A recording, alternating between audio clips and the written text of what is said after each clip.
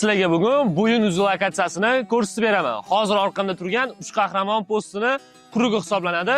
Bu quruqdan biza tepaga qarab chiqib ketamiz. Postdan to'g'riga qarab chiqib ketganingizda 3 kilometr, bu degani 7 daqiqada sizlar bo'yin uzda bo'lasizlar degani.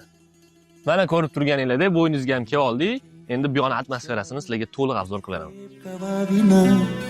Я вам музыку сыграю, здесь всем нравится она, на востоке.